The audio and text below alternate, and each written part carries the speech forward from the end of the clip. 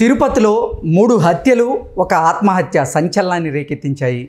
మోహన్ అనేటువంటి ఒక software employee ముగ్గురిని హత్య చేసి తాను కూడా ఆత్మహత్య చేసుకున్నటువంటి నేపథ్యంలో అసలు మోహన్ ఆ ముగ్గురిని ఎందుకు హత్య చేశారు, తరువాత తానెందుకు ఆత్మహత్య చేసుకున్నాడు అనే దాని మీద మనం విశ్లేషణ చేసుకుందాం. ప్రస్తుతం మనతో పాటు ఉన్నారు ప్రముఖ సినీ క్రిటిక్ దాసరి విజ్ఞాన్ గారితో మాట్లాడదాం.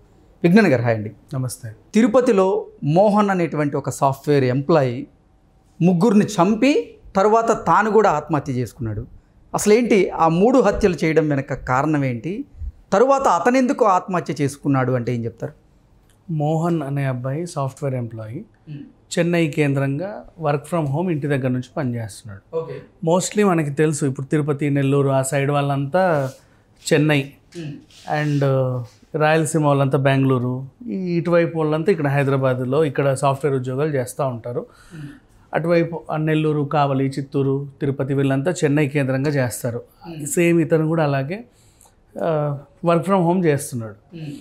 2019లో ఇతనికి పెళ్ళయింది. యాక్చువల్గా ఇతనికి ఇష్టం లేదు అప్పుడే పెళ్లి చేసుకోవడం. కాకపోతే వీళ్ళ అన్న తల్లిదండ్రులు లేరు, అన్న వదినలే ఆదరా బాదరా అన్నీ చూసుకోవాలి.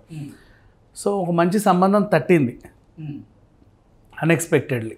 వస్తే మంచి సంబంధమే కదా, వెంటనే చేసుకో బాగుంటుంది అని చెప్పి ఈయనకి ఇప్పుడప్పుడే పెళ్ళొద్దు అన్నా సరే మళ్ళీ కావాలంటే దొరకవు కదా అని ఒక అమ్మాయిని కట్టబెట్టారు. సరే ఏదో పెళ్ళైపోయింది. పెళ్ళైన తర్వాత ఇప్పుడు అత్త మామ ఎవరు లేరు కాబట్టి అన్న వదిన తల్లిదండ్రులు అత్తమామలు అన్నీ ఇంకే టు జెడ్ పెత్తనం అంతా ఆవిడదే. సునీత వీళ్ళ వదిన పేరు, అన్నయ్య పేరేమో దాసు. 2 పిల్లలు ఉన్నారు, దేవిశ్రీ, నీరజ. వదిన ఏం చేసింది, ఈ కొత్త కోడలతో వీళ్ళిద్దరికి తోడి కోడలకు సరిగ్గా అండర్స్టాండింగ్ లేకుండా పోయింది. ఈవిడేమో లేదు ఇల్లు వదిలేసి వచ్చేసి వేరే కాపురం పెడతా అంటే నీతో ఉంటా.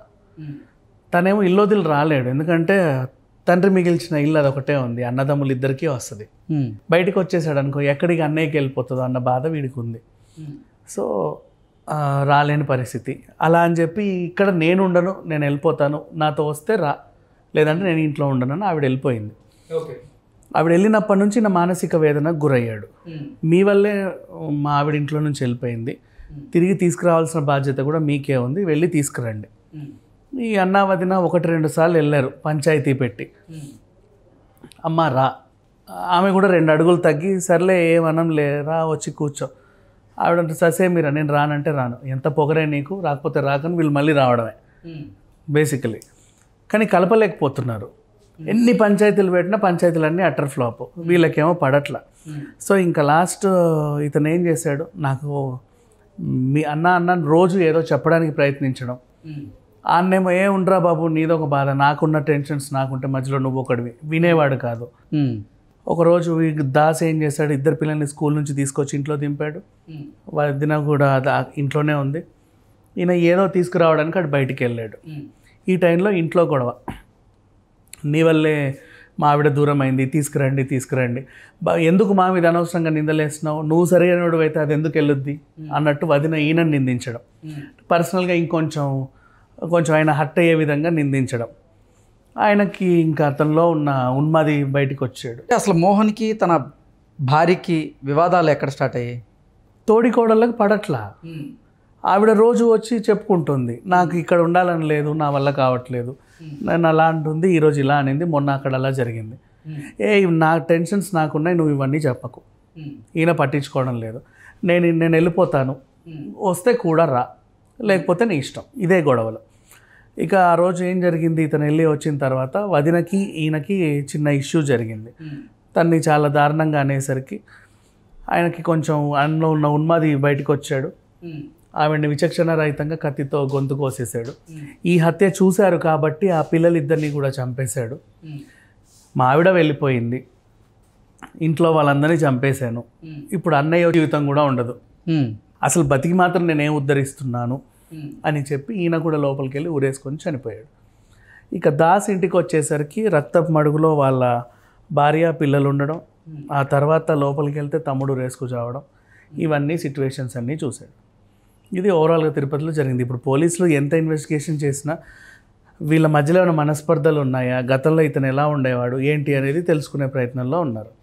అని ఇప్పుడు అంటే ఒక మాట అన్న మాత్రాన మోహన్ అతి కిరాతకంగా తన వదిన్ని అలాగే ఇద్దరు పిల్లల్ని హత్య చేసేదాకా వెళ్ళాడంటే ఏంటి అంటే అతని మనస్తత్వం ఎలా ఉండేది గతంలో? ఎలా ఉండేది అంటే వద్దు వద్దు అంటే పెళ్లి చేసావు, సరే పెళ్లి చేసావు, మీరు తెచ్చిన సంబంధమే ఏదైనా బాగుందా అంటే మీరు కొట్టుకు చచ్చి మా ఆవిడ వెళ్ళిపోయింది, పోనీ నేను ఆవిడతో వెళ్ళిపోదామంటే నాకు డిప్రెషన్లో ఉండే ఈ హత్యలు చేశాడా? డిప్రెషన్లో ఉండేం చేయాల. ఇతను ఆవిడ వెళ్ళిపోయిన తర్వాత ఇతను ఒంటరివాడు అయ్యాడు. ఒంటరివాడు అయిన తర్వాత రోజు తను కావాలనిపించింది, పంచాయతీ పెట్టి తీసుకురండి అంటే వీళ్ళు తేవడంలో విఫలమయ్యారు. వీళ్ళు విసిగిపోయారు, ఆమెను పిలిచి ఆమె రాను అంటే. ఈవిడ ఏమనింది ఇతన్ని, నీ వల్లే మా ఆవిడ వెళ్ళిపోయింది అంటే అసలు నువ్వు మగాడివి అయితే అది ఎందుకు వెళ్ళొద్ది అన్నట్లుగా ఆమె అనడం.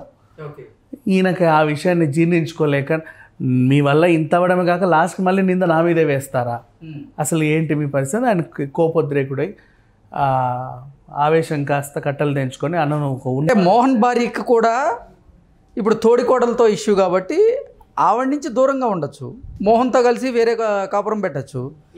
మరి అసలు ససేమిరా నేను రాను అని మోహన్ని నాకు వద్దు అని పెట్టాలంటే మోహన్ రావాలి కదా బయటికి, ఎందుకంటే వాళ్ళకంటూ తండ్రి ఇచ్చిన ఒక ఇల్లు ఉంది, ఆ ఇంట్లో ఇద్దరికి వాటా ఉంది. ఇతను పెళ్ళి వేరే కాపురం పెట్టి వెళ్ళిపోతే రేపు రోజు ఆ ఇల్లు దక్కదు కదా, మేబీ అలా కూడా అయి ఉండొచ్చు. అందుకని చెప్పేసి తను రాలేని పరిస్థితి, అక్కడ ఉండలేని పరిస్థితి, బతకలేని పరిస్థితి, పిల్లం లేకుండా బతకలేని పరిస్థితి, లాస్ట్కి నింద తన మీదే మోపేసరికి అసలు ఈ ఘటన ఎలా వెలుగులోకి వచ్చింది? మార్నింగ్ అది దాసు వచ్చాడు కదా, వచ్చేసరికి అందరు ఇలా రక్తం మడుగులో పడి ఉన్నాడు, లోపల తమ్ముడు ఇలా ఉన్నాడు, పోలీసులకు సమాచారం ఇచ్చాడు. ఇక అతను ఏడుపు తెలియదు ఆ మాత్రం. అంటే ప్రాథమిక నిర్ధారణలో తేలిందా అంటే మోహనే వాళ్ళని అతి కిరాతకంగా హత్య చేసి తర్వాత తను ఆత్మహత్య చేసుకున్నాడని ప్రాథమిక విచారణలో ఏమైనా తెలియదా? అక్కడ తెలిసిపోయింది, ఆల్మోస్ట్ పంచనామా చేసిన తర్వాత తెలిసిపోయింది. తర్వాత నెక్స్ట్ ఏంటంటే అసలు ఎందుకు ఇలా చేయాల్సి వచ్చిందని దానికి కారణాలు అడిగితే దాస్ చెప్పిన కథ, కుటుంబంలో పడట్లేదండి, వాళ్ళ పిల్లం వెళ్ళిపోయినప్పటి నుంచి తన మానసిక వేదనకు గురయ్యాడు అని చెప్పాడు. నెక్స్ట్ ఇంట్లో కూడా వదినతో కొంచెం పొరపొచ్చాలు వచ్చాయని కూడా చెప్పాడు.